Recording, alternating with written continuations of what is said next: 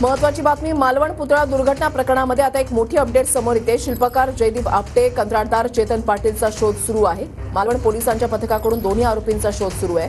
आरोपींचा शोध घेण्यासाठी कॉल डेटा रेकॉर्डचा वापर सुद्धा आता केला जातोय। सुनील जाधव आमचे प्रतिनिधी या संदर्भातली अधिक माहिती देतील। सुनील, अगदी बरोबर आहे ऋषाली, मी सध्या उभा आहे जयदीप आपटे याच्या घरासमोर आणि आपण पाहू शकता या ठिकाणी ज्या वेळेला सिंधुदुर्गामध्ये छत्रपती शिवाजी महाराज यांच्या पुतळा कोसळला त्यानंतर सिंधुदुर्ग पोलीस स्थानकामध्ये जयदीप आपटे असेल त्याचबरोबर त्याचा साथीदार असेल दोघांवरती सदोष मनुष्यबळाचा गुन्हा दाखल झाला होता व गुन्हा दाखल होताच जयदीप आपटे आपल्या सहकुटुंबासह घराला टाळे ठोकून या ठिकाणी गायब झालेला आहे।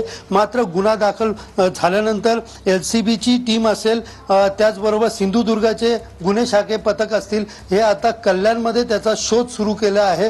कल्याणच्या बाजारपेठ पोलिसांच्या सोबत मिळून कल्याण परिसरामध्ये जयदीप आपटे ज्या ठिकाणी राहतो त्या ठिकाणच्या आसपासच्या परिसरामध्ये त्याचा शोध जो आहे तो सुरू केलेला आहे। तर दुसरीकडे त्याच्या मोबाईल डेटावरनं देखील त्याचा शोध आहे तो लावत आहेत। एकंदरीत या गुन्ह्यामध्ये फरार असलेला धन्यवाद सुनील दिलेल्या सविस्तर माहितीसाठी।